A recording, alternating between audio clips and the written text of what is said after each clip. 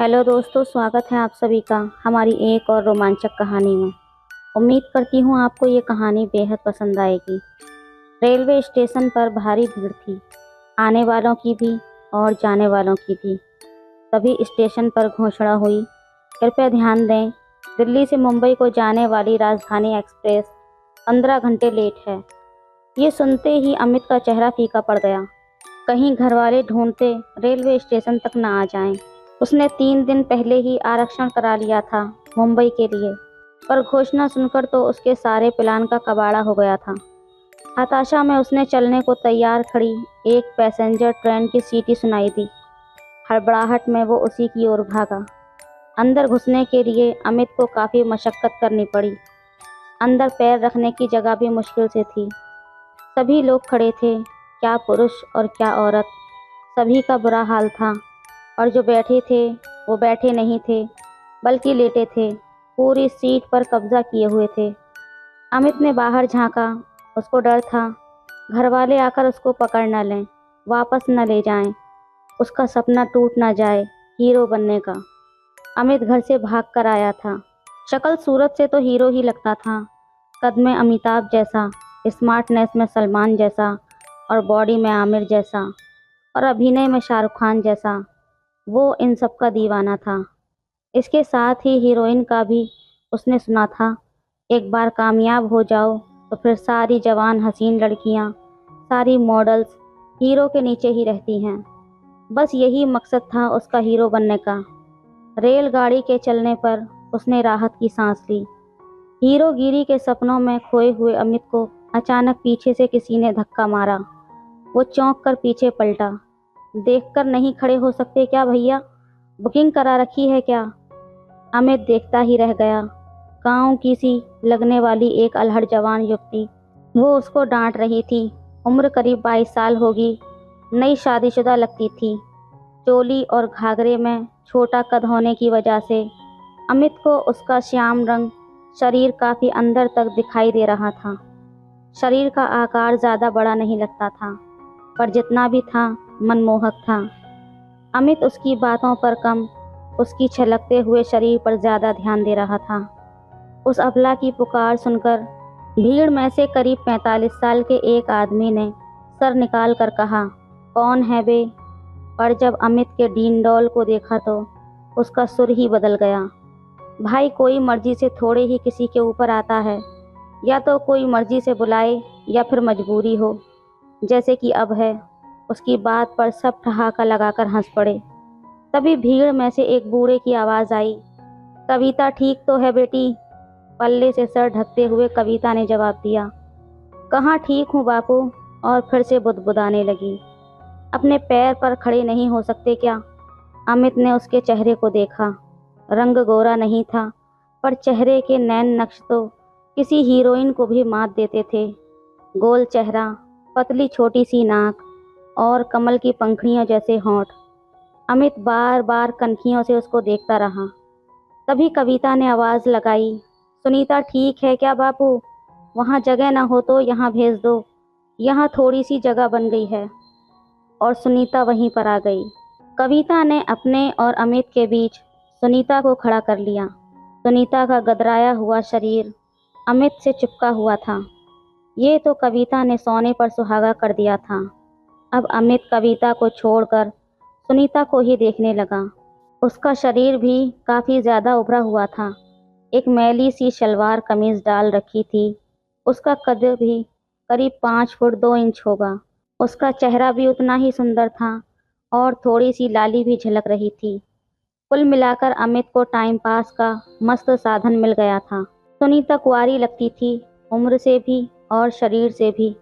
अमित रह रहकर अनजान बनते हुए उसका स्पर्श करने लगा, पर शायद उसको एहसास नहीं हो रहा था, या फिर क्या पता उसको भी आनंद आ रहा हो।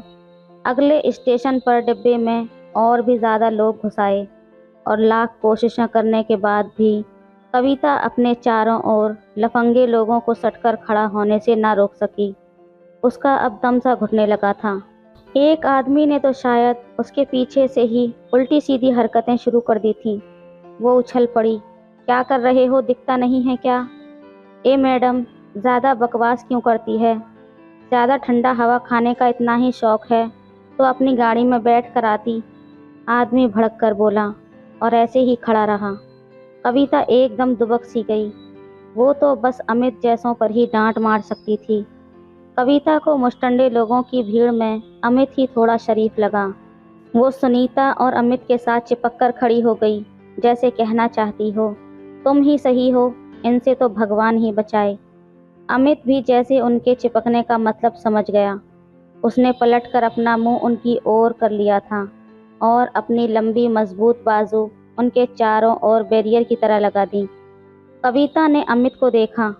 अमित थोड़ी हिचक के साथ बोला, जी उधर से दबाव पड़ रहा है, आपको परेशानी ना हो इसलिए अपने हाथ बर्थ सीट से लगा लें। कविता जैसे उसका मतलब समझी ही ना हो। उसने अमित से बोलना बंद करते ही अपनी नज़रें हटा लीं। अब अमित उसके शरीर को अंदर तक और सुनीता को बाहर से देखने का आनंद ले रहा था। कविता ने अब कोशिश भी नहीं की उनको अमित की नज़रों से बचाने की। कहाँ जा रहे हो? कविता ने लोगों से उसको बचाने के लिए जैसे धन्यवाद देने की खातिर पूछ लिया। मुंबई। अमित उसकी बदली आवाज़ पर काफ़ी हैरान था। और तुम? भैया जी हम भी मुंबई ही जा रहे हैं, पर लगता नहीं कि पहुंच पाएंगे मुंबई तक। कविता अब मीठी आवाज़ में बात कर रही थी। क्यों? अमित ने बात बढ़ाई। अब इतनी भीड़ में क्या भरोसा? मैंने कहा तो है बापू से कि जयपुर से तत्काल करा लो, पर वो बुढ़ाऊ माने तब ना। भाभी, बापू को ऐसे क्यों बोलती हो? सुनीता की आवाज़ उसके चिकने शरीर पर जैसे ही मीठी थी। अमित ने एक बार फिर कविता को अंदर तक देखा। अमित ने मन ही मन एक योजना बना ली। अब वो इनके साथ ज़्यादा से ज़्यादा रहना चाहता था। मैं आपके बापू से बात करूं क्या? मेरे पास आरक्षण के 4 टिकट हैं। मेरे और दोस्त भी आने वाले थे, पर अब वो नहीं आ पाए। मैं भी जयपुर से उसी में जाऊंगा। कल रात को करीब 10 बजे वो जयपुर पहुंचेगी। तुम चाहो तो मुझे साधारण किराया दे देना आगे का। अमित को डर था कि किराया ना मांगने पर कहीं वो और कुछ ना समझ बैठें। बापू ज़रा इधर को आना, कविता ने जैसे गुस्से में आवाज़ लगाई। अरे मुश्किल से तो यहाँ दोनों पैर टिकाए हैं, अब इस जगह को भी खोदूं क्या? बूढ़े ने सर निकाल कर कहा। उधर सुनीता के साथ अमित का स्पर्श बार बार हो रहा था। कसमसाकर सुनीता खामोश खड़ी रही। अब उसकी हालत खराब होने लगी थी।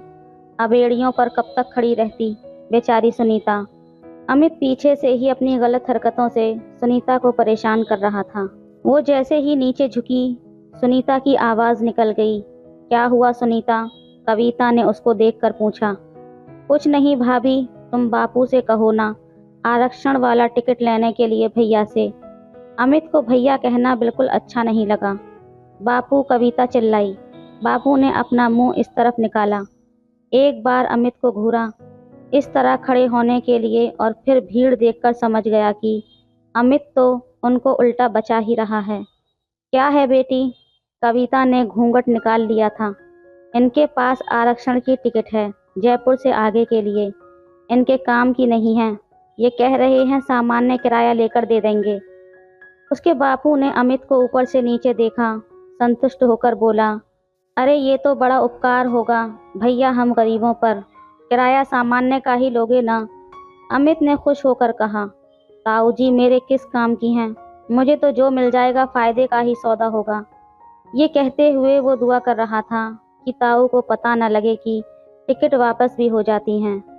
ठीक है भैया, जयपुर उतर जाएंगे, बड़ी मेहरबानी कहकर भीड़ में उसका मुंह गायब हो गया। अमित का ध्यान सुनीता पर गया। वो धीरे धीरे भीड़ आगे पीछे हो रही थी। उसको अच्छा लग रहा था। कुछ देर ऐसे ही होते रहने के बाद उसकी आंखें बंद हो गईं और उसने कविता को जोर से पकड़ लिया। क्या हुआ सुनीता? ये संभलते हुए वो बोली। कुछ नहीं भाभी, बस चक्कर आ गया था। अब तक अमित समझ चुका था कि सुनीता मुफ्त में ही आनंद ले गई। जैसे एक बार अमित के मन में आई कि टॉयलेट में जाकर खुद को शांत कर आए, पर उसके बाद ये खास जगह खोने का डर था। अचानक किसी ने लाइट के आगे कुछ लटका दिया, जिससे आसपास अंधेरा सा हो गया। इस बार अमित से रहा न गया। कुछ तो रोशनी कम होने का फ़ायदा, कुछ ये विश्वास कि सुनीता मज़े ले रही है। अमित ने महसूस किया उसकी आंखों में गुस्सा नहीं था, अलबत्ता थोड़ा डर ज़रूर था, भाभी का और दूसरी सवारियों का, कहीं वो देख न लें। जैसे जैसे रात गहराती जा रही थी, यात्री खड़े खड़े ही ऊँघने लगे थे। अमित ने देखा कि कविता भी ऊँघ रही है, खड़ी खड़ी। अमित ने भी किसी सज्जन पुरुष की तरह उसकी गर्दन के साथ अपना हाथ सटा दिया। कविता ने एक बार अमित को देखा और फिर आंखें बंद कर लीं। अब अमित और खुलकर खतरा उठा सकता था। अमित को अब सुनीता का डर नहीं था। ऐसा करते हुए अमित खुद के दिमाग की दाद दे रहा था। सुनीता ने कुछ देर ये तरीका समझा और फिर आगे का काम खुद संभाल लिया। अमित निहाल हो गया था, पर यात्रा अभी बहुत बाकी थी। उसने पहली बार अमित की तरफ देखा और मुस्कुरा दी। अचानक अमित को धक्का मुक्का लगा और वो हड़बड़ाकर पीछे हो गया। अमित ने देखा उसकी जगह करीब 45-46 साल के एक काले कलूटे आदमी ने ले ली थी। अमित उसको उठाकर फेंकने ही वाला था कि उस आदमी ने धीरे से सुनीता के कान में बोला, चुप करके खड़ी रहना। मैंने तुझे इस लंबू के साथ बड़ा आनंद लेते हुए देखा है। ज़्यादा हिली तो सबको बता दूंगा। सुनीता डर गई। उसने अमित की तरफ देखा। अमित पंगा लेना नहीं चाहता था और दूर हटकर खड़ा हो गया। उस आदमी का जायज़ा अलग था। सुनीता पूरा जोर लगाकर पीछे हट गई, कहीं भाभी न जाग जाएं। सुनीता का बुरा हाल था। सुनीता विरोध नहीं कर सकती थी। उसने अपना मुंह फेरे खड़े हुए अमित की तरफ देखा। सुनीता को अच्छा तो बहुत लग रहा था, पर अमित जैसे सुंदर छोकरे के हाथ लगने के बाद उस कबाड़ की छेड़छाड़ अब बुरी लग रही थी। लगता था जैसे सभी लोग उन्हीं को देख रहे हैं। सुनीता की आंखें शर्म से झुक गईं, पर वो कुछ न बोल पाई। कहते हैं ज़बरदस्ती में खुशी ज़्यादा होती है। इसको सुनीता का सौभाग्य कहें या कालू का दुर्भाग्य। गनीमत हुई कि जयपुर स्टेशन आ गया, वरना कई और भेड़िए इंतज़ार में खड़े थे अपनी अपनी बारी के लिए। जयपुर रेलवे स्टेशन पर वो सब ट्रेन से उतर गए। सुनीता का अब बुरा हाल था। वो जानबूझकर पीछे रह जाती थी ताकि किसी को उसके कपड़ों पर गंदगी ना दिखाई दे। अमित बोला, ताऊ जी कुछ खा पी लें बाहर चलकर। ताऊ पता नहीं किस किस्म का आदमी था। बोला, भाई जाकर तुम खाओ, हम तो अपना खाना साथ लेकर आए हैं। कविता ने उसको दुत्कारा, आप भी ना बापू, जब हम खाएंगे तो ये नहीं खा सकता क्या हमारे साथ? ताऊ बोला, बेटी मैंने तो इसलिए कह दिया था, कहीं इसको हमारा खाना अच्छा ना लगे। शहर का लड़का है ना। हे राम, पैर दुखने लगे हैं। अमित इसलिए तो कहता हूँ ताऊ जी, किसी होटल में चलते हैं, खा भी लेंगे और सुस्ता भी लेंगे। ताऊ, बेटा कहता तो ठीक है, पर उसके लिए पैसे। अमित, पैसों की चिंता मत करो ताऊ जी, मेरे पास हैं। अमित के एटीएम में लाखों रुपए थे। ताऊ, फिर तो चलो बेटा, होटल का ही खा लेते हैं। होटल में बैठते ही तीनों के होश उड़ गए। देखा तो सुनीता साथ नहीं थी। ताऊ और कविता का चेहरा तो जैसे सफ़ेद हो गया था। अमित ने उनको तसल्ली देते हुए कहा, ताऊ जी मैं देख कर आता हूँ, आप यहीं पर बैठकर खाना खाइए तब तक। कविता, मैं भी चलती हूँ साथ तुम्हारे। ताऊ जी, नहीं कविता, मैं अकेला यहाँ क्या करूँगा, तुम यहीं बैठी रहो।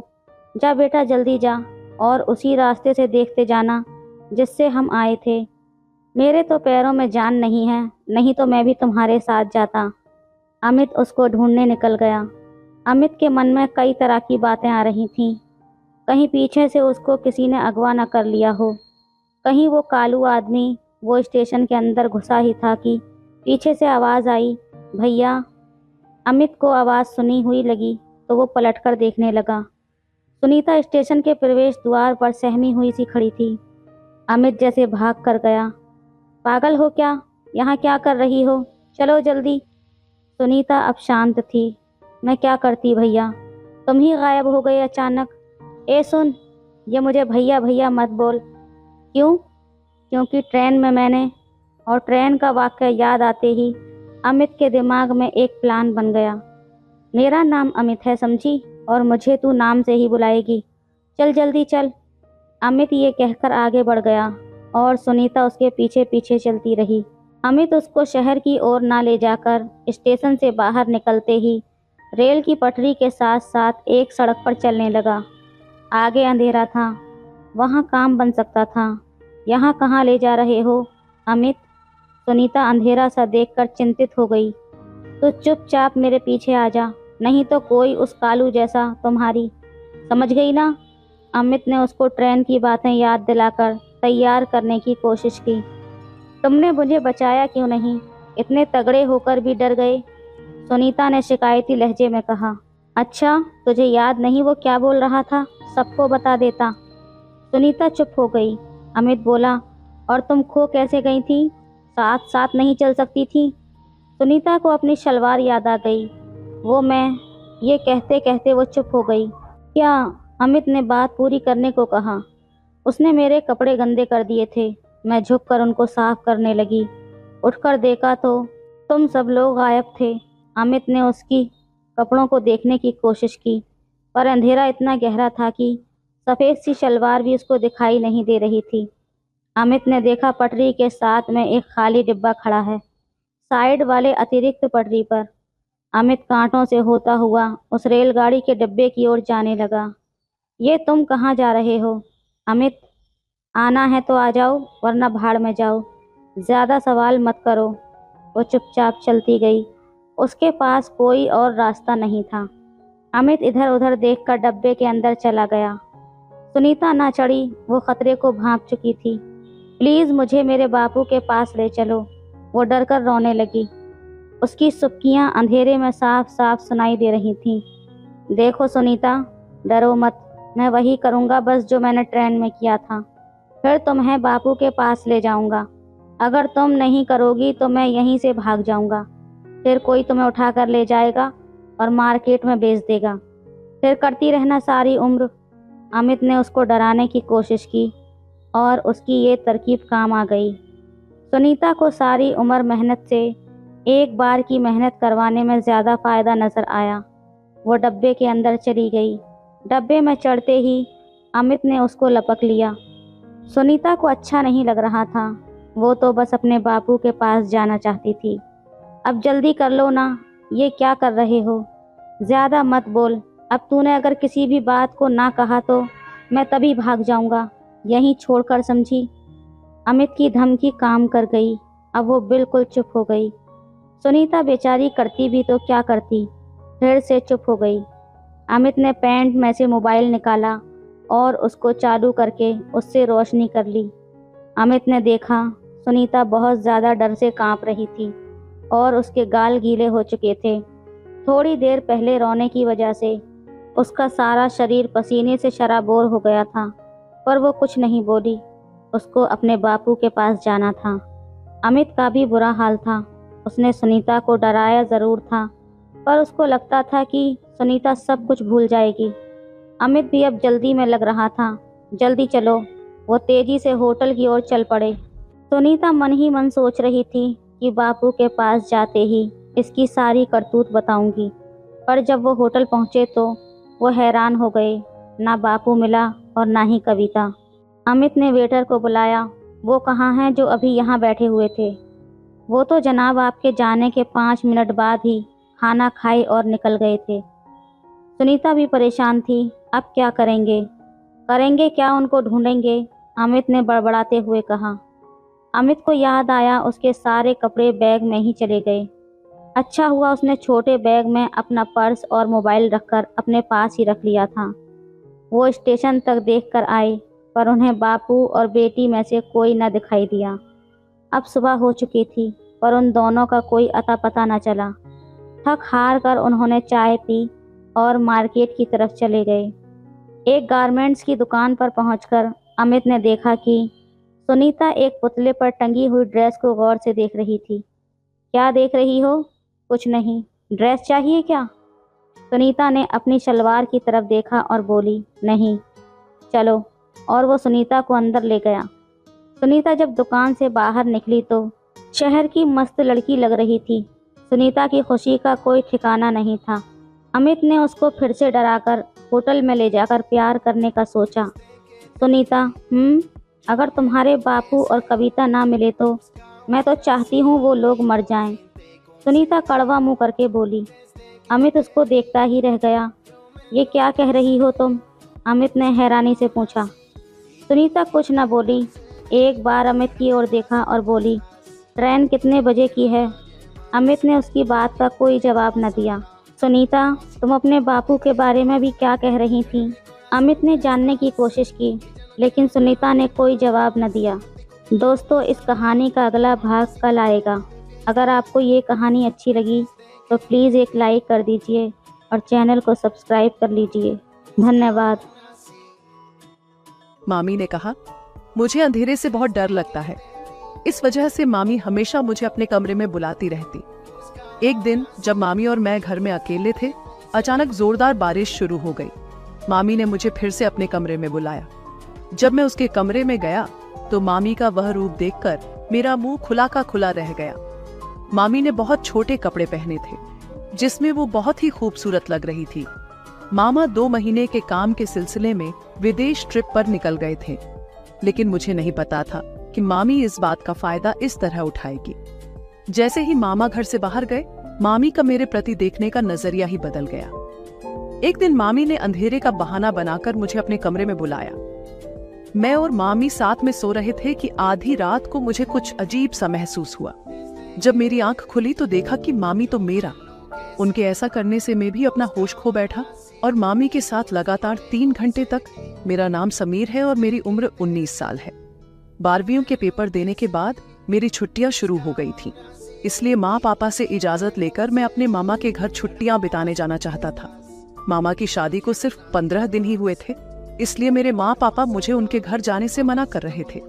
पर काफी साल हो गए थे मुझे मामा के घर गए हुए, और उनकी शादी में भी मैं नहीं जा सका था, क्योंकि उस समय मेरी 12वीं की परीक्षा चल रही थी। इस बार मामा से मिलने की मुझे बहुत उत्सुकता थी, और साथ ही मैं अपनी नई मामी से भी मिलना चाहता था। मेरे पापा का कहना था कि हम बाद में कभी मिल लेंगे, लेकिन मुझे छुट्टियां बितानी थी और उस शहर में जाना था जहां मामा रहते हैं। इस वजह से मैंने जिद करके पापा को मामा के घर छोड़ने के लिए मना लिया। कभी कभी सोचता हूँ कि शायद अच्छा होता अगर मैं उस समय मामा के घर न गया होता, क्योंकि इतनी कम उम्र में मामी मुझे ऐसा अनुभव देने वाली थी जो मेरे जीवन को बदल कर रख देगा। उस दिन रविवार था। मेरे पापा ने मुझे मामा के घर छोड़ा, लेकिन जैसे ही हम वहां पहुंचे तो घर के बाहर ताला लगा हुआ देखा। हमें लगा मामा और मामी कहीं बाहर घूमने गए हैं।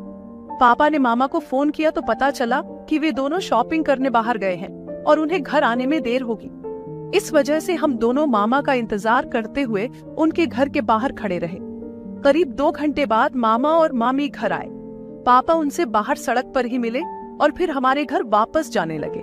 मामी ने अपने चेहरे पर स्कार्फ बांध रखा था और मामा की बाइक पर उससे चिपकी बैठी थी। घर के अंदर आते ही मामी ने अपने चेहरे से स्कार्फ हटाया तो मेरी नजर मामी पर गई। मामी किसी फिल्म की हीरोइन जैसी लग रही थी। मामी बहुत खूबसूरत थी, जबकि मामा दिखने में बहुत खास नहीं थे। मेरी नजर मामी पर थी। तभी मामा ने मुझे पुकारा, अरे भांजे साहब, कहाँ देख रहे हो? मैं तुम्हें कब से आवाज दे रहा हूँ। यह सुनते ही मुझे झिझक हुई। मैंने मामा से कहा कि मैं ठीक हूँ और उन्हें जोर से गले लगा लिया। इतने सालों बाद मुझे देखकर मामा भी बहुत खुश हुए। मामी भी मेरे पास आई और मुझे प्यार से गले लगाया। ऐसा बिल्कुल नहीं लग रहा था कि मैं उन्हें पहली बार मिला हूँ। मामा के घर गए मुझे 2 दिन हो चुके थे। मामी मेरी अच्छी देखभाल कर रही थी और मेरे लिए हर जरूरत का ध्यान रख रही थी। मामा और मामी के व्यवहार से मुझे ऐसा लगा कि मैं अपनी पूरी छुट्टियां यहाँ बिताने वाला हूँ। लेकिन मुझे जरा भी अंदाजा नहीं था कि मेरा यह निर्णय आगे चलकर कुछ ऐसा मोड़ लेने वाला है जो मेरी जिंदगी को बदल कर रख देगा। तीसरे दिन सुबह जब मैं सोकर उठा तो 8 बज चुके थे। मैं अपने कमरे से बाहर आया तो देखा कि मामा अपना बैग पैक कर रहे थे। उन्हें बैग पैक करते देख मैंने पूछा, मामा, आप इतनी सुबह बैग पैक करके कहाँ जा रहे हो? तब मामा ने कहा कि उन्हें अर्जेंट काम से 2 महीने के लिए विदेश जाना पड़ रहा है। उस पर मैंने मामा से कहा, क्या बात है मामा, मुझे यहाँ आए हुए तो सिर्फ 2 दिन हुए हैं और तुम इतनी जल्दी कहाँ जा रहे हो? मुझे कुछ नहीं पता, मैं तुम्हें अब भी कहीं नहीं जाने दूंगा। इस पर मामा ने कहा, यह मेरे लिए एक बहुत बड़ा मौका है और अगर मैं इसे खो देता हूँ तो मुझसे बड़ा मूर्ख कोई नहीं होगा, क्योंकि इस प्रोजेक्ट के काम का अनुभव मुझे आगे एक अच्छी पोस्ट दिला सकता है। मामा के काम की गंभीरता को देखते हुए मैंने आगे कुछ नहीं कहा। मैंने मामा से कहा, ठीक है, आज शाम को मैं पापा को बुला लेता हूँ और मैं भी अपने घर चला जाता हूँ, क्योंकि अगर तुम यहाँ नहीं होगे तो मैं यहाँ रुककर भी क्या करूँगा। तब मामा ने कहा, समीर, अब मैं यहाँ नहीं रहूंगा और तुम्हारी मामी का ख्याल रखना तुम्हारी जिम्मेदारी है। मुझे वहां जाने के बाद भी तुम्हें यहाँ रुकने की इजाजत नहीं है। जब तक मैं लौटकर नहीं आता तुम्हें मामी का ख्याल रखना है। उसे क्या चाहिए क्या नहीं इसका ध्यान रखना। और हाँ, एक बात ध्यान में रखना, तुम्हारी मामी को अंधेरे से बहुत डर लगता है, इसलिए खास करके उसे किसी भी तरह की मदद की जरूरत हो तो तुम बेझिझक उसकी मदद करना, चाहे वह कुछ भी हो। मुझे उस समय कुछ भी शब्द का मतलब पूरी तरह समझ नहीं आया था, लेकिन आगे चलकर मामी ने इस शब्द का जो मतलब मुझे समझाया वह मैंने कभी सोचा भी नहीं था। उस दिन मुझे मामी के अंधेरे के डर के बारे में पता चला था। मुझे इस बात पर थोड़ा आश्चर्य भी हुआ कि शादीशुदा होने के बाद भी किसी को अंधेरे से इतना डर कैसे लग सकता है। मैंने मामा से कहा, ठीक है। फिर मामा को उनके कपड़े समेटने में मदद की और उन्हें एयरपोर्ट के लिए गाड़ी तक पहुंचाने गए। उन्हें अलविदा कहकर मैं और मामी वापस घर आए। अब घर में सिर्फ मैं और मामी ही थे। मुझे मामा के साथ बहुत मजा करना था, उनके साथ पूरे शहर में घूमना था। इस तरह मैंने अपनी छुट्टियां बिताने का प्लान किया था, लेकिन मामा ने तो इस पर पानी फेर ही दिया। ये मेरा सोचना जितना सही था उतना ही गलत भी, क्योंकि मामा के साथ जिन अनुभवों का मुझे इंतजार था उनसे भी अधिक खास अनुभव मामी के साथ होने वाले थे। जिस दिन मामा गए उस रात मैं अपने कमरे में मोबाइल पर गेम खेल रहा था। खेलते खेलते मैं बोर हो गया तो सोचा कि टीवी देख लेता हूँ और हॉल में आकर बैठ गया। टीवी देखते हुए कुछ समय बाद मामी मेरे पास आई और बोली, अरे भांजे साहब, मामा के जाने के बाद से आपका मन घर में नहीं लग रहा, ऐसा लग रहा है मुझे। मामी ने एकदम सही बात पकड़ी थी। तब मामी ने मुझसे कहा, चलिए थोड़ी देर बाहर घूम आते हैं। ऐसा कहकर उन्होंने अपनी स्कूटी निकाली और मुझे आइसक्रीम खाने के लिए बाहर ले गईं। हम घर से बाहर निकले और स्कूटी पर मैं मामी के पीछे बैठा था। उस समय अनजाने में मेरा हाथ मामी की कमर से टकरा गया। यह देखकर मामी थोड़ा झिझक गई थी, इसलिए मैंने तुरंत ही अपना हाथ पीछे खींच लिया। लेकिन अगले ही पल मामी ने मेरा हाथ पकड़कर अपनी कमर पर रखा। उनके इस व्यवहार का मतलब मुझे समझ नहीं आया। आइसक्रीम खाकर हम वापस घर आए। जैसे ही मामी ने घर का दरवाजा बंद किया और हम अंदर आए, अचानक घर की सारी लाइट बंद हो गई। अचानक लाइट जाने से चारों ओर घना अंधेरा छा गया। मैं मामी के पीछे खड़ा था, तभी मामी ने पलटकर मुझे जोर से गले लगा लिया। उस समय मामी का जो स्पर्श मुझे हुआ उसने मुझे एकदम विचलित कर दिया। मैं भी अब जवान हो रहा था और पहले कभी किसी महिला का ऐसा स्पर्श महसूस नहीं किया था। मुझे समझ नहीं आ रहा था कि क्या करूं, तो मैं वैसे ही खड़ा रहा। उस वक्त मेरे मन में जो विचार आ रहे थे वे अलग ही थे। मामी करीब 5 मिनट तक मुझे वैसे ही पकड़े रही और फिर अचानक लाइट आ गई। जैसे ही लाइट आई, मामी भी होश में आई और फौरन मुझसे दूर हो गई। मुझे माफ करना, ऐसा कहकर वह शर्माते हुए अपने कमरे में चली गई। वहां क्या हो रहा था और अचानक मेरे साथ जो हुआ उससे मैं पूरी तरह से हैरान था। मुझे समझ नहीं आ रहा था कि क्या करूं। कुछ देर बाद मुझे मामा की वो बात याद आई जो उन्होंने घर से जाने से पहले कही थी कि मामी को अंधेरे से बहुत डर लगता है और मेरी जिम्मेदारी है कि मैं उसकी देखभाल करूं। अब मुझे समझ आया कि मामी ने अंधेरे का बहाना बनाकर मुझे गले लगाया था। उस रात मैं भी अपने कमरे में जाकर सो गया, लेकिन बिस्तर पर लेटे हुए मामी बार बार मेरी आंखों के सामने आ रही थी। मामी काफी मॉडर्न थी और वैसे भी मैं एक छोटे से गांव का लड़का था, इसीलिए उनके तौर तरीके मेरे लिए बहुत खास लग रहे थे। अगले दिन सुबह जब मैं नींद से जागा तो देखा मामी किचन में चाय बना रही थी। उस वक्त उनकी तरफ देखना मुझे थोड़ा अजीब लग रहा था। मामी भी मुझे चुपके चुपके देख रही थी। हम दोनों एक दूसरे को देखकर संकोच कर रहे थे। जब मैं पानी पीने के लिए किचन की तरफ गया तो मामी ने फिर से मुझे जोर से गले लगा लिया। मैं थोड़ा चौंक गया, क्योंकि कल की बात अब तक मेरे दिमाग से उतरी नहीं थी। मामी फिर से हंसते हुए बोली, अरे भांजे साहब, इतना शर्माने की क्या बात है? मुझे पता है कि ये सब तुम्हारे लिए नया है, लेकिन कल रात मैं सच में बहुत डर गई थी। अगर तुम्हें बुरा लगा हो तो मुझे माफ कर देना। फिर हंसते हुए बोली, और हाँ, आज जो गले लगाया वह तो मैंने मस्ती में किया है।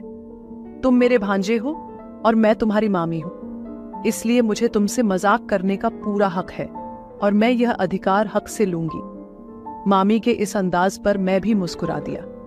उन्होंने फिर से मजाक में मुझे गले लगाया, लेकिन उनकी इस तरह की हरकतों से मेरे मन में अलग ही भावनाएं पैदा होने लगी थी। मुझे भी यह महसूस होने लगा था कि मैं अब बड़ा हो रहा हूं। शायद मामा को यह अंदेशा नहीं था कि ऐसी चीजें हो सकती हैं। कुछ दिनों बाद एक दिन शाम को मुझे समोसे खाने की इच्छा हुई। समोसे बनाने की बात मैंने मामी से कहने का सोचा और उनकी कमरे की तरफ गया। मामी का कमरा थोड़ा सा खुला हुआ था। मैं बिना इजाजत के उनके कमरे में चला गया। उस समय वह बिस्तर पर पीठ करके बैठी थीं और अपने मोबाइल में कुछ देख रही थीं। उनके बैठने का अंदाज ऐसा था कि देखकर मुझे ही संकोच होने लगा। दरवाजे पर खड़ा होकर मैंने मामी को धीरे से आवाज दी, लेकिन वह सुन नहीं पाईं। वह मोबाइल में कुछ ऐसा देख रही थीं कि उन्हें मेरी आवाज तक सुनाई नहीं दी। हिम्मत करके मैं धीरे धीरे उनके पास जाने लगा। जब मैंने उनके मोबाइल में झांका तो मेरी आंखें चौड़ी हो गईं, क्योंकि जो मैं देख रहा था वह मेरे लिए बिल्कुल नया था। मुझे शर्म आ रही थी, लेकिन मामी बिंदास होकर सब कुछ देख रही थी। मुझे लगा कि मुझे इस हालत में मामी को नहीं देखना चाहिए, इसलिए मैं तुरंत दरवाजे के पास वापस गया और मामी को जोर से आवाज दी। इस बार मामी एकदम चौंक गई और गाउन लपेटकर खड़ी हो गई। मुझे अचानक वहां देखकर वह थोड़ी घबरा गई। उन्होंने मुझसे पूछा, क्या बात है? तो मैंने बात को टालते हुए कहा, मुझे कुछ नहीं कहना है, और अपने कमरे में चला गया। अपने कमरे की तरफ जाते हुए भी मुझे बार बार मामी का वही रूप नजर आ रहा था जो मैंने कुछ देर पहले देखा था। उस दिन रात में जोर से बारिश हो रही थी। अचानक लाइट चली गई और मामी ने मुझे जोर से आवाज लगानी शुरू कर दी। उसकी उस आवाज को सुनकर मैं उसकी कमरे में चला गया। जैसे ही मैं कमरे में गया, उसने मुझे गले लगा लिया। मामी उस समय भी बहुत खूबसूरत लग रही थीं। मैं तो अब धीरे धीरे खुद को समझने लगा था। तब मामी ने कहा, समीर, तुम अब जब तक लाइट नहीं आती तब तक मेरे कमरे में रुक सकते हो क्या? मुझे अंधेरे में बहुत डर लगता है, इसलिए मैंने वहां रुकने का फैसला किया। हम कुछ समय तक बातें करते रहे। मामी मुझे बता रही थी कि मामा और मामी जल्दी ही शादी करने वाले हैं।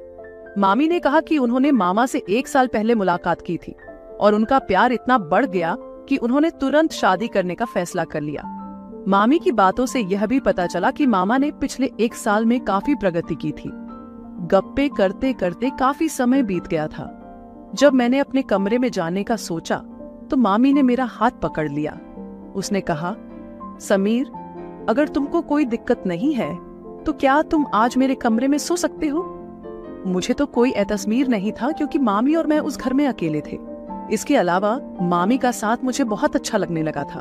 उनके साथ होने से मुझे एक अलग अनुभव होने लगा था। उस रात लगातार बारिश हो रही थी।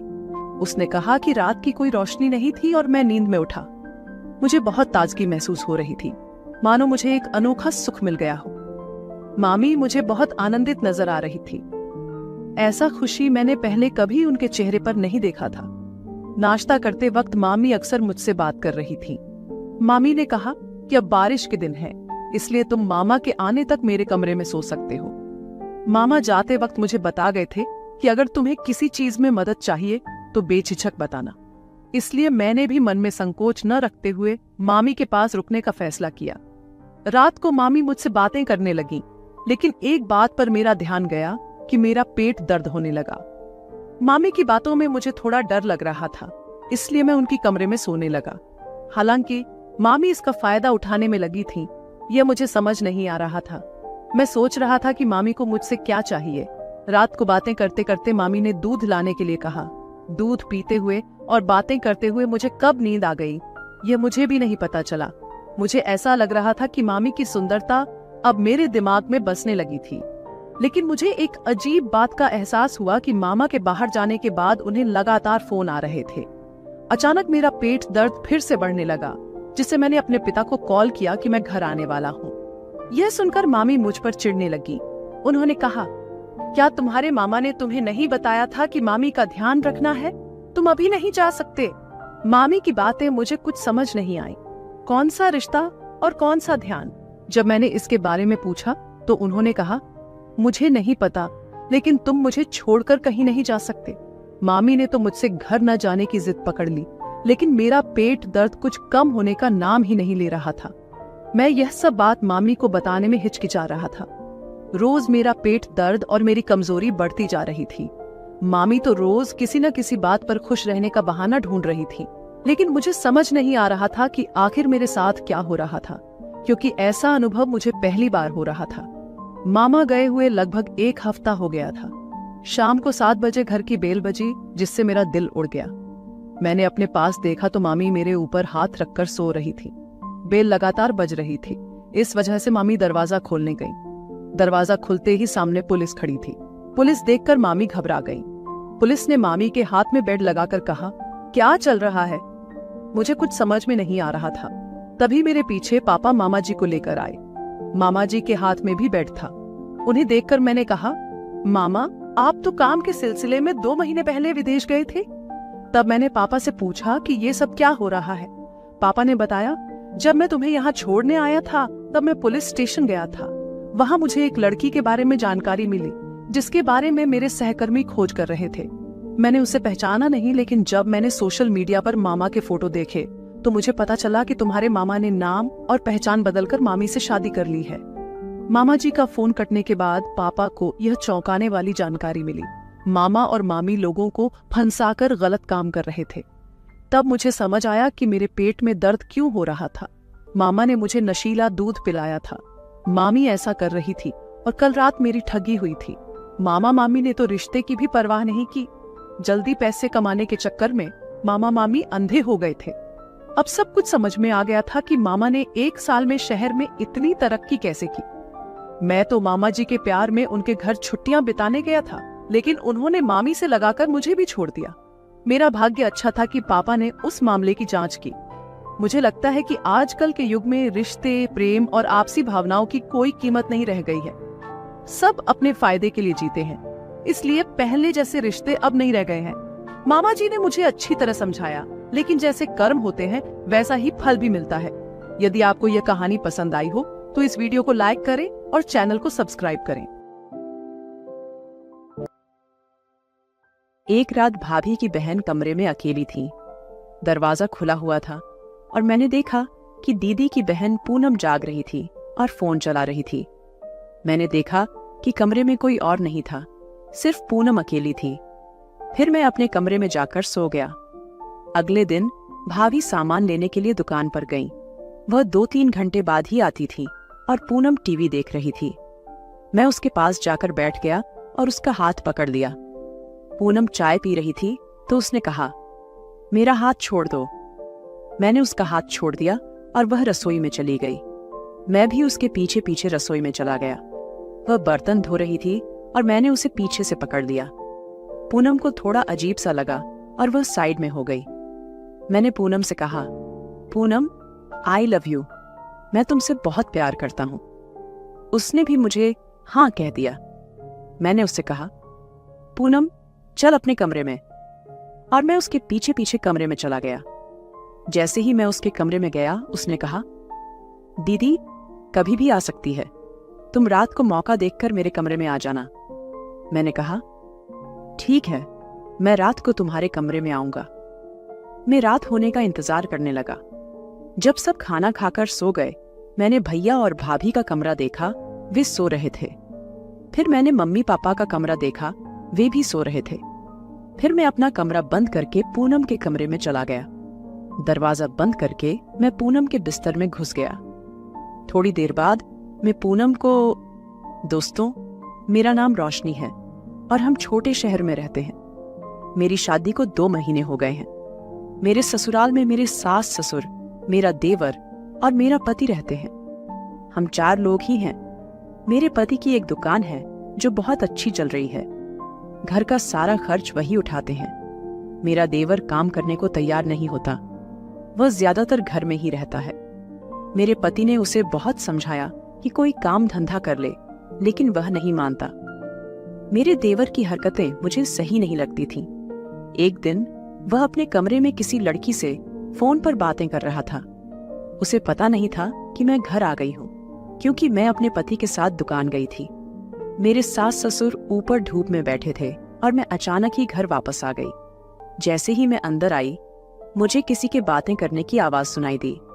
जब मैंने जाकर देखा तो मेरा देवर किसी लड़की से फोन पर बहुत बातें कर रहा था। ऐसी बातें जो मेरे पति ने भी मुझसे कभी नहीं की थी वह उस लड़की से कर रहा था।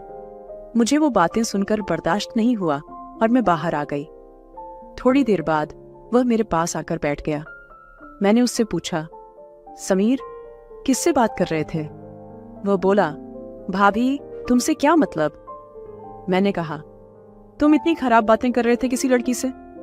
वह बोला, भाभी तुम्हें कैसे पता चला? मैंने कहा, मैं तुम्हारी बातें सुन रही थी। फिर वह बोला, भाभी इस उम्र में मैं वो बातें नहीं कर सकता क्या? अगर कर भी ली तो अब क्या करूं? मैंने कहा, तुमसे बात करना बेकार है। मैं उठकर रसोई में काम करने चली गई और वह मेरे पीछे ही आ गया। आते ही उसने मुझसे कहा, भाभी वैसे एक बात कहूं, आप बहुत सुंदर हो। मैंने कहा, थैंक यू। और फिर उसने मेरा हाथ पकड़ लिया। मैंने कहा, समीर तुम क्या कर रहे हो? वह बोला, भाभी मैं तो तुम्हारा देवर हूं।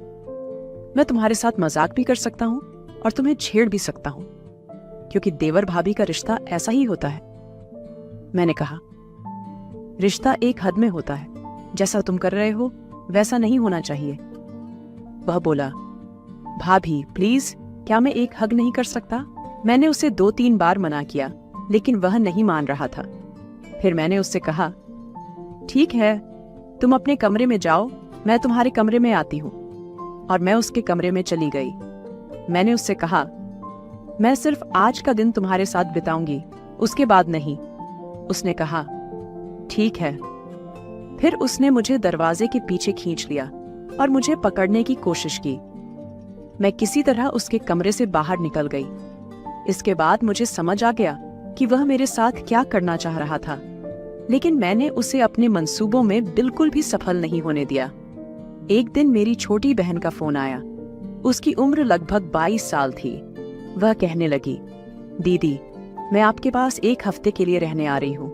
मैंने कहा, हाँ हाँ क्यों नहीं, तुम आ जाओ। अगले दिन ही वह मेरे पास रहने आ गई। हम दोनों ने खूब बातें की।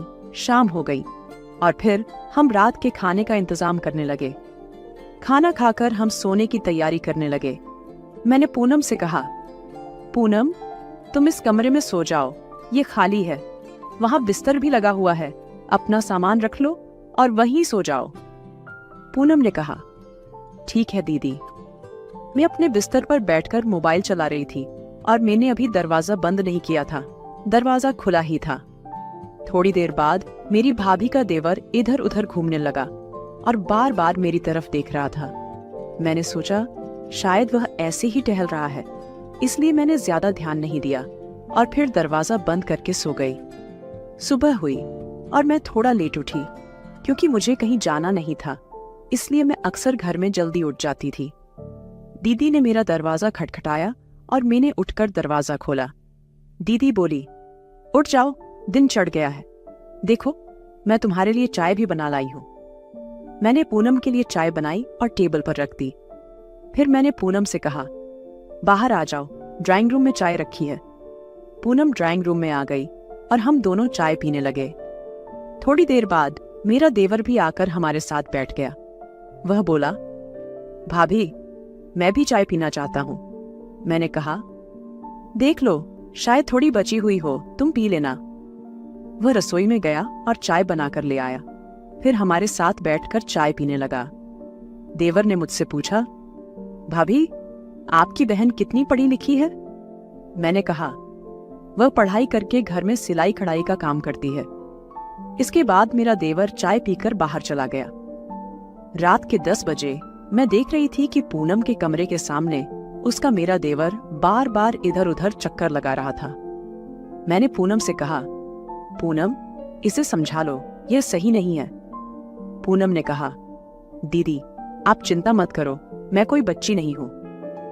एक दिन मैंने सुना कि वह किसी लड़की से बहुत खराब बातें कर रहा था। देखने में वह बहुत शरीफ लगता है, लेकिन असल में ऐसा नहीं है। पूनम ने कहा, दीदी आप फिक्र मत करो। मैंने पूनम से कहा, पूनम मैं तेरे जीजा को खाना देने जा रही हूं, तुम ध्यान रखना। पूनम ने कहा, ठीक है दीदी आप जाओ। थोड़ी देर बाद समीर पूनम के पास आकर बैठ गया और टीवी देखने लगा। पहले वह दूसरे सोफे पर बैठा था, फिर वह उठकर पूनम के पास आकर बैठ गया और बोला, पूनम, एक बात कहूं, तुम बहुत सुंदर हो। क्या तुम्हारा कोई बॉयफ्रेंड है? पूनम ने कहा, नहीं, मेरा कोई बॉयफ्रेंड नहीं है, मैं इन चक्करों में नहीं पड़ती। इसके बाद पूनम उठकर रसोई में चली गई और बर्तन धोने लगी। तभी समीर भी उसके पीछे पीछे रसोई में आ गया और पीछे से उसे पकड़ लिया। उसने कहा, पूनम, तुम मुझे बहुत अच्छी लगती हो। पूनम को थोड़ा अच्छा लगा, क्योंकि उसे आज तक किसी लड़के ने इस तरह छुआ नहीं था, तो उसने भी जवाब दिया, हाँ मैं भी। समीर ने कहा, पूनम, बर्तन छोड़ दो और अपने कमरे में चली जाओ, मैं तुम्हारे पीछे आ रहा हूं। पूनम मान गई और अपने कमरे में चली गई। जब समीर कमरे में गया तो उसने दरवाजा थोड़ा बंद कर लिया और पूनम के पास बैठ गया। फिर वह उसके पास आने लगा। पूनम ने कहा, अभी नहीं, दीदी आ जाएंगी, रात को तुम मेरे कमरे में आ जाना। समीर ने कहा, यह बहुत अच्छा आइडिया है, मैं ऐसा ही करूंगा। मैं रात होने का इंतजार करने लगा। खाना खाकर सब सो गए। मैंने पहले अपनी भाभी के कमरे में देखा कि वह सो चुकी थी, फिर मम्मी पापा के कमरे में जाकर देखा तो वे भी सो चुके थे। मौका देखकर मैंने अपने कमरे का दरवाजा बंद किया और सीधा पूनम के कमरे में चला गया। पूनम मेरा इंतजार कर रही थी। मुझे ऐसा लग रहा था कि वह भी लंबे समय से इस सब का इंतजार कर रही थी। मैंने कमरे का दरवाजा बंद किया, लाइट ऑन ऑफ कर दी और एक छोटी लाइट जला दी। फिर मैं पूनम के साथ रजाई में लेट गया। तभी पूनम ने कहा, समीर, जो करना है जल्दी कर, अगर दीदी जाग गई तो बहुत बड़ी दिक्कत खड़ी हो जाएगी। मुझे हैरानी हुई कि पूनम खुद मुझसे यह कह रही थी। मैंने भी देर नहीं की। 3 घंटे बाद मैंने पूनम से कहा कि मैं कल रात फिर आऊंगा और वह मान गई। फिर मैं अपने कमरे में जाकर सो गया। 3-4 रातें बहुत अच्छे से बीती। फिर एक रात जब हम दोनों बातें कर रहे थे, मेरी भाभी उठ गई। वह वॉशरूम जा रही थी और उसे पूनम के कमरे से कुछ आवाजें सुनाई दी। वह आवाजें सुनकर रुक गई और ध्यान से सुनने लगी। उसे शक हो गया कि कमरे में कुछ चल रहा है। भाभी बाहर आकर सोफे पर बैठ गई। थोड़ी देर बाद जब मैं पूनम के कमरे से बाहर आया तो मुझे नहीं पता था कि भाभी सामने बैठी है, क्योंकि अंधेरा था। मैंने उसे देखा नहीं और सीधा अपने कमरे में चला गया। अगले दिन भाभी ने पूनम से पूछा, रात को तुम्हारे कमरे में कौन था? पूनम ने कहा, कोई नहीं था दीदी। भाभी ने कहा, पूनम, झूठ मत बोलो, मैंने सब कुछ देखा और सुना है। तुम क्या कर रही थी? पूनम ने कहा, दीदी प्लीज मुझे माफ कर दो, मुझे नहीं पता था कि क्या हो रहा है, लेकिन मुझे समीर से प्यार हो गया है। फिर मेरी बहन ने मेरी शादी समीर से करवा दी। शादी के बाद मैं अपनी बहन के घर आ गई। दोनों बहनें बहुत खुश थीं और समीर भी काम पर जाने लगा और पैसे कमाने लगा। हम दोनों बहनें मिलकर काम करती थीं, घर की जिम्मेदारियां संभालती थीं और सब कुछ अच्छा हो गया। दोस्तों, उम्मीद है कि आपको यह कहानी पसंद आई होगी। अगर कहानी पसंद आई तो वीडियो को लाइक करें और चैनल को सब्सक्राइब जरूर करें। रात का करीब 1 बज रहा था। ये पहली बार था जब मैं रात के इस सन्नाटे में चाची के साथ उनके घर में अकेला था। घर में बिजली नहीं थी, चारों ओर घना अंधेरा छाया हुआ था।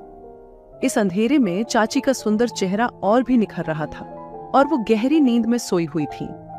उन्हें यूं सुकून की नींद में देखकर मेरे दिल में एक हलचल सी महसूस हुई। मेरे अंदर एक अजीब सी बेचैनी उठी और उसी पल एक ख्याल आया। वह कहते हैं ना कि जब रातें अंधेरी हो और तन्हाई ज्यादा हो तो शैतान हावी हो जाता है। उस पहर मुझ पर भी शैतान हावी हो गया और उस रात मैंने पहली बार चाची की तन्हाई का फायदा उठाकर उनकी 2 घंटे तक। मेरी चाची उम्र में मुझसे सिर्फ 5 साल बड़ी थी। वह बेहद खूबसूरत और जवान थी। उनकी शादी को अभी 2 महीने ही हुए थे कि उनके पति विदेश चले गए और तब से वह अपने घर में अकेली ही रह रही थी। छोटे छोटे मसलों में वह अक्सर परेशान हो जाती और जैसे ही मम्मी को फोन करती तो मैं मौके का फायदा उठाकर दौड़ा चला जाता, क्योंकि मुझसे हर वक्त अपनी माँ की बातें सुनना सहन नहीं होता था। इसलिए मौका मिलते ही मैं घर से निकल जाता था। आज भी जब मैं कॉलेज से लौटा तो देखा कि चाची घर आई हुई थी और उनका चेहरा काफी परेशान दिख रहा था। मैंने उनसे पूछा, क्या हुआ चाची? चाची ने उदासी से कहा कि सुबह से घर में बिजली नहीं है, क्योंकि समय पर बिजली का बिल भरा नहीं गया, इसलिए बिजली कट गई है। ये कहते हुए उनकी आंखों में आंसू आ गए। मैंने चाची से पूछा, बिल क्यों नहीं भरा? तो वह कहने लगी, तुम्हें तो पता है कि तुम्हारे चाची विदेश में है, मैं यहाँ अकेली हूँ, क्या क्या संभालूं? शायद मैं बिजली का बिल कहीं रखकर भूल गई हूँ, इसलिए भरना याद ही नहीं रहा और बिजली कट गई। चाची की बात सुनकर मैंने उन्हें तसल्ली दी और कहा, आप मेरे साथ चलिए, मैं दूसरा बिल निकलवा लेता हूँ, फिर हम बिल भर देंगे तो बिजली भी आ जाएगी। यह सुनकर चाची खुश हो गई और मैं भूखा प्यासा ही चाची के साथ निकल पड़ा। मैंने बिल निकलवाया और फिर बिल भर दिया। इसके बाद वापसी में चाची मुझे अपने घर लेकर चली गई। रात का अंधेरा चारों ओर फैल चुका था और बिजली अभी तक नहीं आई थी। जब हम घर में दाखिल हुए तो कुछ भी नजर नहीं आ रहा था। मैंने फौरन अपने मोबाइल की टॉर्च जलाई और अंधेरे में जैसे ही मेरी नजर चाची पर पड़ी तो अचानक ही मेरे दिल में एक ख्याल आया। मैंने चाची से कहा, आप बेडरूम में जाकर बैठ जाएं, मैं देखता हूं और लाइट के लिए कोई इंतजाम करता हूं। चाची कहने लगी, मुझे अंधेरे से डर लगता है, इसीलिए तो तुम्हें भी साथ ले आई हूं। ये सुनते ही मैंने बड़े प्यार से चाची के कंधे पर हाथ रखा और कहा, आपको परेशान होने की कोई जरूरत नहीं है, आप घर में अकेली थोड़ी हैं। मैंने चाची का हाथ पकड़ा और उन्हें बिस्तर पर ले जाकर बिठा दिया और उनसे कहा, बस कुछ ही देर में मैं आता हूं, आप सुकून से बैठ जाएं। जैसे ही मैं कमरे से निकलने लगा, चाची ने डर कर मेरा हाथ पकड़ लिया और मेरे गले से लग गई। मेरा दिल पूरी तरह धड़कने लगा था। मैंने उन्हें समझाया, आप परेशान ना हो, मैं लाइट के लिए कोई ना कोई इंतजाम करता हूँ।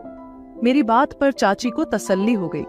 मैं उनके कमरे से निकला और सोचने लगा कि किस तरह तन्हाई का फायदा उठाऊं ताकि किसी को शक ही ना हो और मेरा काम भी हो जाए। चाची तो मुझे अपना भांजा समझकर मुझ पर आंखें बंद करके भरोसा करती थीं, लेकिन अपने जज्बात को पूरा करने के लिए मुझे कोई और खेल खेलना था।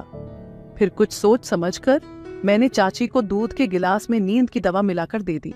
लाइट अभी तक नहीं आई थी, इसीलिए चाची ने दूध का गिलास पी लिया और मुझसे बातें करने लगी। चाची बहुत ही ज्यादा परेशान थी।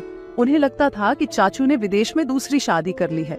जब से वे गए थे, चाची को ही खुद से फोन करते थे और नहीं वापस आने की कोई बात करते थे। चाचू की बात करते करते वह रो पड़ती थी। मैंने जल्दी से उन्हें सीने से लगा लिया और समझाने लगा कि उन्हें फिक्र करने की जरूरत नहीं है, चाचू ऐसा कुछ नहीं करेंगे। चाची मेरे सीने से लगी फूट फूट कर रो रही थी और मुझे उस वक्त का इंतजार था जब चाची गहरी नींद सो जाएं, ताकि मैं अपना मकसद पूरी तरह हासिल कर सकूं। मैंने कुछ ही देर बाद देखा कि चाची को वाकई बहुत गहरी नींद आ गई। वह गुलाबी रंग की सादी में सोती हुई किसी गुड़िया सी लग रही थी और उन्हें देखकर मेरा दिल वाकई बेचैन होने लगा था। मैं जल्द से जल्द अपना मकसद हासिल करना चाहता था और फिर मैंने चाची की तन्हाई का भरपूर फायदा उठाया और सारी रात चाची के घर पर ही गुजारी। वो दवाई के असर में गहरी नींद सो रही थी और उसी मौके का फायदा उठाते हुए मैंने अपनी ख्वाहिशों को पूरा कर लिया। सुबह तक मैं पूरी तरह थक चुका था और फिर मैं भी चाची के बिस्तर पर ही सो गया था। सुबह मेरी आंख खुली तो मैंने देखा कि चाची उठ चुकी थी और गुस्से से मेरी तरफ देख रही थी। मैंने पूछा, क्या हुआ, ऐसे क्यों देख रही हो? एक पल के लिए मेरे दिल में यह ख्याल आया कि कहीं चाची को पता तो नहीं चल गया कि मैं रात को क्या कर बैठा हूँ। चाची कहने लगी, आधा दिन गुजर गया है और तुम अभी तक सो रहे हो, उठो और अपने घर जाओ, तुम्हारी माँ परेशान हो रही है। मैंने मुंह बनाकर कहा, मम्मी का काम ही क्या है, बस फिजूल सी बातों पर परेशान होती रहती है। मैं कौन सा किसी गैर के घर हूँ, आप तो मेरी चाची हैं। यह कहकर मैंने चाची को प्यार से पकड़ा और अपने बराबर में बिठा दिया। चाची कहने लगी, ज्यादा लाड करने की जरूरत नहीं है, रात को तुम मेरे बिस्तर पर क्यों सोए थे? ये अच्छी बात नहीं है, घर में और भी कमरे हैं, या तुम सोफे पर सो जाते। चाची की बात सुनकर मैं कुछ झेप गया। शुक्र है उन्हें रात वाली बात का अंदाजा नहीं हो सका था। मैंने उन्हें नजरअंदाज करते हुए उठकर फ्रेश हुआ और फिर वापस घर के लिए निकल पड़ा। मम्मी गुस्से में बैठी थी और कहने लगी, तुम कल के गए हो, आज लौटे हो। मैंने मम्मी को बताया कि चाची अंधेरे की वजह से डर रही थी, बस इसीलिए नहीं आया। अब सुबह के वक्त उनकी बिजली आ गई है, अब चाची परेशान नहीं होंगी। मम्मी कहने लगी, तुम्हारी चाची को छोटी छोटी बात पर परेशान होने की आदत है, उसे तो लगता है उसके पति ने दूसरी शादी कर ली है। पता नहीं कब उसकी यह वहम की आदत खत्म होगी। उसका आपती वहां मेहनत मजदूरी करता है और वो चाहती है कि हर वक्त उसका पति उससे फोन पर बात करता रहे। मम्मी को छोटी चाची के रवैये से बहुत शिकायत थी और मैं मम्मी की बात पर सिर्फ सिर हिलाने का काम कर रहा था। यूं ही 2 दिन गुजर गए और मैंने दोबारा चाची के घर का चक्कर नहीं लगाया। मेरा दिल इस बात के लिए बहुत बेताब था कि किस तरह चाची के घर का चक्कर लगाऊं। फिर 2 दिन बाद जब मैं शाम को दोस्तों के पास से घर लौटा तो मैंने देखा कि मम्मी पनीर की सब्जी तैयार कर रही थी। मैंने जानबूझकर मम्मी के सामने कह दिया, चाची को पनीर की सब्जी कितनी पसंद है। उनका घर करीब होता तो मैं फौरन दे आता। मम्मी को छोटी चाची से लाख शिकायत सही, मगर वह उनसे बहुत प्यार करती थी। यह बात सुनते ही उन्हें भी ख्याल आ गया कि चाची तो पनीर की दीवानी है। मम्मी फौरन कहने लगी, चाची का घर कौन सा इतनी दूर है, बाइक पर जाओगे तो 5 मिनट भी नहीं लगेंगे, जाओ जाकर दे आ। मैं मौके का इंतजार कर रहा था। मैंने जानबूझकर मुंह बनाते हुए कहा, ठीक है आप बांध दो, मैं पहुंचा देता हूँ। मम्मी ने झट से डब्बा बांध दिया। मेरी तो बाँछें खिल गईं। मैं चाची के घर पहुंचा तो वह खाना खाने बैठ रही थी। पनीर की सब्जी देखकर वह खुश हो गईं। मुझसे भी खाने का पूछा तो मैं भी झट से उनके साथ बैठ गया और फिर हमने साथ में खाना खाया। मैंने चाय की फरमाइश कर दी। मैं तो वापस घर जाने के मूड में ही नहीं था। फिर चाय पीते पीते हमने लूडो की बाजी जमा ली। मैंने घर फोन करके मम्मी से कह दिया था कि चाची ने मुझे जबरदस्ती रोक लिया है, जबकि चाची ने ऐसी कोई बात नहीं की थी। मैंने चाची से कहा, आप इतनी कमजोर हो रही हैं, पाबंदी से दूध क्यों नहीं पीती हैं? चाची कहने लगी, रोज दूध पिलाने वाला कोई नहीं है। मैंने चाची से कह दिया, ठीक है अब यह जिम्मेदारी मेरी है। फिर मैंने दूध लाकर खुद गर्म किया और उसमें नींद की दवा डालकर चाची को दे दी। चाची ने बहुत प्यार से मुझे देखा और कहने लगी, तुम जैसा भांजा सबको मिलना चाहिए। तुम्हारे चाचू यहाँ नहीं है, लेकिन तुम मेरा इतना ख्याल रखते हो कि मुझे अब ज्यादा परेशानी नहीं होती, वरना पहले पहल तो मैं सोचती थी कि तुम्हारे चाचू के बगैर मेरा गुजारा कैसे होगा। चाची की बात पर मैं धीरे से मुस्कुरा दिया। चाची को क्या मालूम था कि मेरी इन मेहरबानियों के पीछे क्या मकसद छुपा है। चाची ने दूध पिया, कुछ देर तक लूडो खेलती रही और फिर अपने कमरे में जाकर गहरी नींद सो गईं। मुझे एक बार फिर मौका मिल गया था। मैंने फिर सारी रात मौके का फायदा उठाया और सुबह थककर सोने के लिए लेटा तो मुझे चाची की पुरानी बात याद आ गई। मैंने जानबूझकर तकिया उठाकर सोफे पर रखा और चाची से दूर सोफे पर सो गया ताकि उन्हें किसी बात पर शक न गुजरे। अगले दिन भी मैं सुबह देर से उठा। जब मैं उठा तो चाची भी मेरे साथ ही उठ गईं। कहने लगी, तुम रात को यहीं रह गए थे, तुम्हारी मम्मी परेशान होंगी।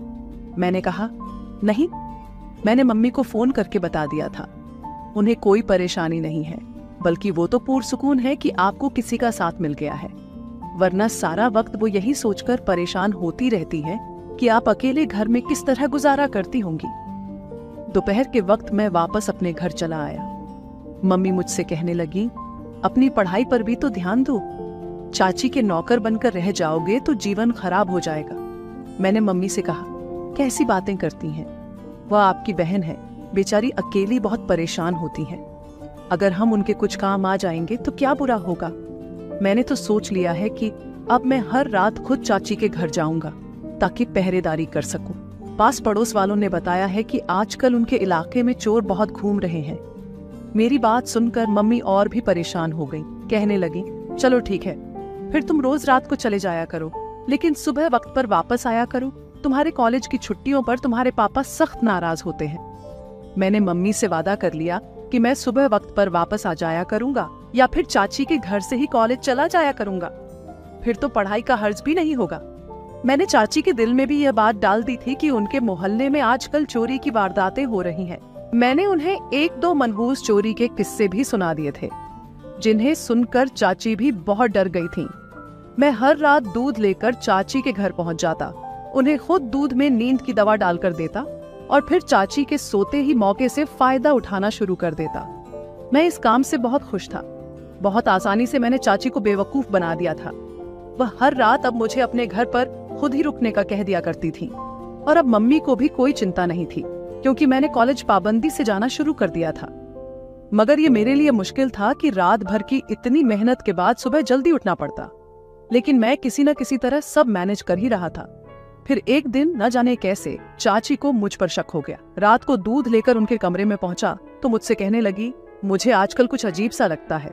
ऐसा लगता है मैं रोज रात को बहुत गहरी नींद सोती हूँ, एक बार भी मेरी आंख नहीं खुलती, जबकि पहले ऐसा नहीं हुआ करता था। और फिर आज शाम की सफाई के वक्त जब मैं कूड़ेदान में कचरा फेंकने गई तो मुझे एक ऐसी चीज मिली जिसे देखकर मैं दंग रह गई। चाची की बात पर मेरे वजूद से पसीने छूट गए थे।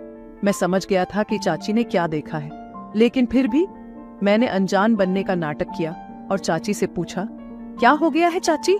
ऐसी भी क्या चीज मिल गई है जो आप परेशान हो रही हैं? मैं जानता था कि वह खुलकर मुझे कुछ भी नहीं कह सकेंगी, इसलिए मैंने उनके सामने बिल्कुल अनजान होने का ड्रामा कर दिया।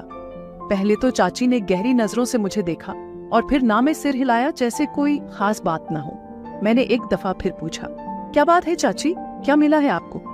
लेकिन वह कहने लगी, छोड़ो, तुम्हारे मतलब की बात नहीं है, अभी तुम बच्चे हो। ये कहकर चाची ने दूध का गिलास खत्म कर लिया और फिर मुझसे बातें करने लगी। मैं दिल ही दिल में हंसने लगा। चाची भी मुझे बच्चा समझ रही थी, जबकि मैं तो हर रात चाची की नींद का फायदा उठाकर वह खेल खेल रहा था जिसे कोई भी वाकिफ नहीं था। थोड़ी देर बाद ही चाची दोबारा से सो गई और मैं फिर अपने काम में मसरूफ हो गया। मुझे ये सब कुछ करके बहुत ज्यादा मजा मिल रहा था। मैंने सोचा भी नहीं था कि मैं इतनी आसानी से ये सब कुछ हासिल कर सकता हूँ। चाची तो पूरी तरह मेरे जाल में फंस चुकी थी। उन्होंने कभी मुझ पर शक नहीं किया था और न ही कभी उन्हें इस बात का एहसास हुआ था कि मैं दूध में उन्हें नींद की दवा डालकर दे रहा हूँ। लेकिन एक दिन वह कहने लगी, शाम को पड़ोसन आई थी, बड़ी अजीब सी बातें कह रही थी। मुझे तो उसकी कोई बात समझ ही नहीं आई। चाची की बात पर मैं चौंक गया और कहा, कौन सी पड़ोसन आई थी और क्या कह रही थी? चाची कहने लगी, पड़ोसन कह रही थी कि उसने रात को खिड़की से हमारे घर में कुछ अजीबो गरीब सा मंजर देखा है। उसे लगता है कि रात को हमारे घर में कोई लड़का आया था। चाची की बात सुनकर मेरी जान निकल गई थी, क्योंकि गुजरी रात तो मैंने अपने 2 दोस्तों को चाची के घर बुलाया था और सबने मिलकर इकट्ठा ही चाची की नींद से फायदा उठाया था। मुझे नहीं मालूम था कि चाची की कोई पड़ोसन इतनी रात को भी उनके घर पर नजर जमाकर बैठी होगी।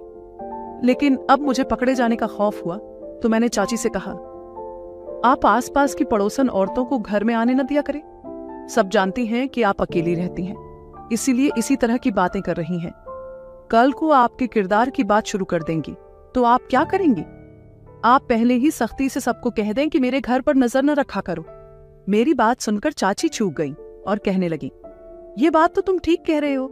अगर आज वह कह रही है कि उसने किसी को देखा था तो कल को कहेगी कि मेरा कोई आशिक आया था, फिर मैं क्या करूंगी?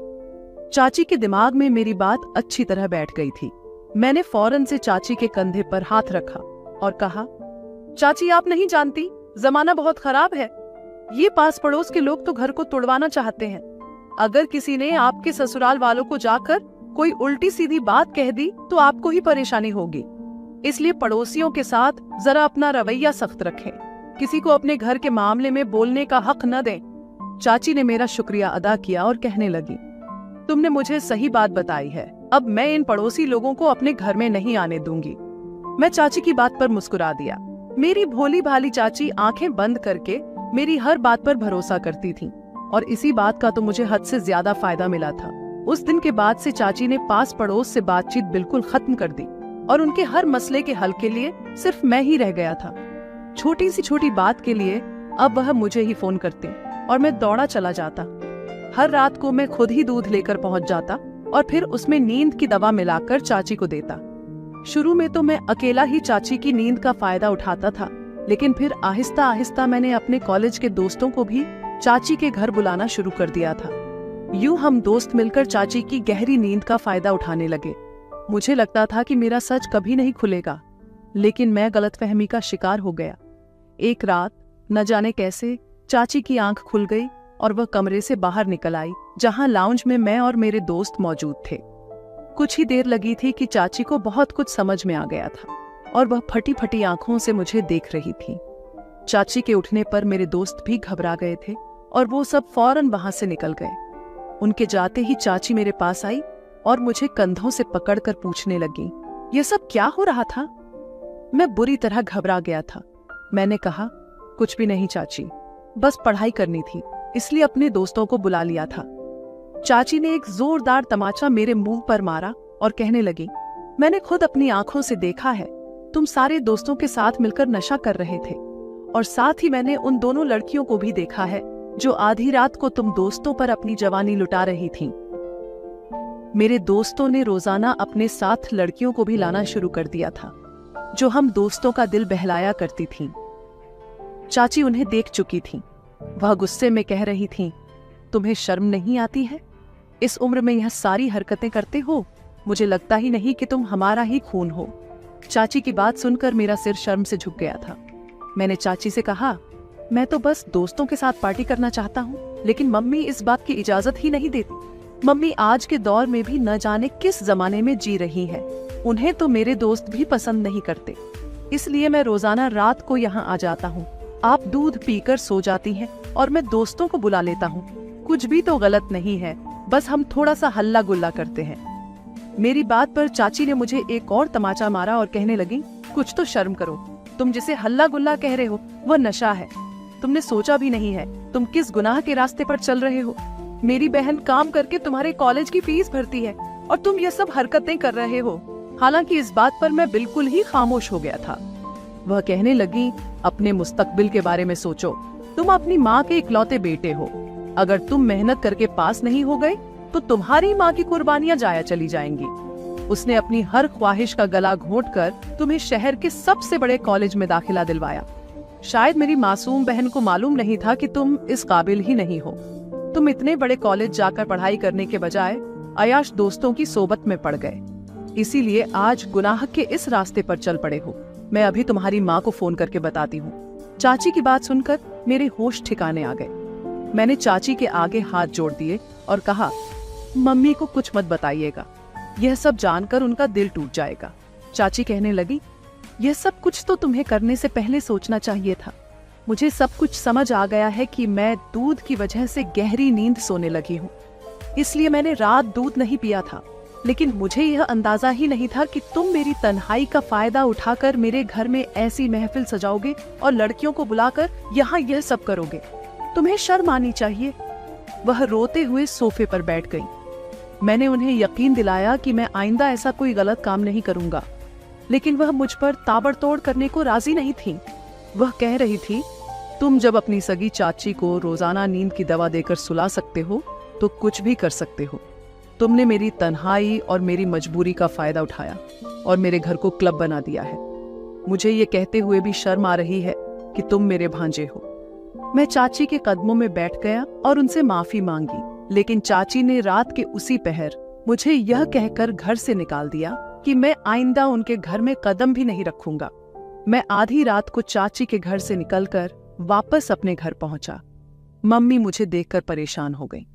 पहले मैंने उनसे झूठ कहा कि मेरी तबीयत खराब हो रही थी और चाची के घर मुझे नींद नहीं आ रही थी। फिर मैं सीधे अपने कमरे में चला गया। ये खौफ मुझे सता रहा था कि अगर चाची ने मम्मी पापा को सब कुछ बता दिया तो मेरा क्या होगा। पापा बहुत सख्त थे और वह कभी मुझे माफ नहीं करते, लेकिन चाची ने मुझ पर यह मेहरबानी की थी कि उन्होंने मम्मी पापा को कुछ नहीं बताया था। मगर चाची ने मुझसे कह दिया था कि मैं उन दोस्तों से कोई रिश्ता न रखूं। फिर मैंने चाची की बात पर अमल किया, लेकिन आने वाले सेमेस्टर में मैं पूरी तरह फेल हो गया। इस बात का सदमा मेरी माँ को वाकई बहुत ज्यादा पहुंचा था। पापा भी बहुत दिल बर्दाश्त थे, लेकिन मैंने दोनों से वादा किया था कि मैं अब सख्त मेहनत करूंगा। दरअसल मैं कॉलेज में अय्याश दोस्तों की फितरत में पड़ गया था। मेरे सारे दोस्त अपने घरों में पार्टी करते थे, लड़कियां बुलाते थे, नशा भी करते थे और चाहते थे कि मैं भी यही सब कुछ करूं। लेकिन मुझे सब करने के लिए मौका नहीं मिल रहा था। इसलिए जब मुझे चाची के घर में तन्हाई मिली तो मैंने अपने दोस्तों को वहां बुलाकर वहां पार्टी करनी शुरू कर दी। यही सच जब चाची के सामने खुला तो मैं शर्मसार हो गया। फिर जब मेरा रिजल्ट खराब आया तो मैंने सारे बुरे दोस्तों की सोहबत छोड़ दी। शुक्र है मेरे नशे की आदत इतनी पक्की नहीं हुई थी, इसीलिए मैं जल्दी नशे से छुटकारा हासिल करने में कामयाब हो गया।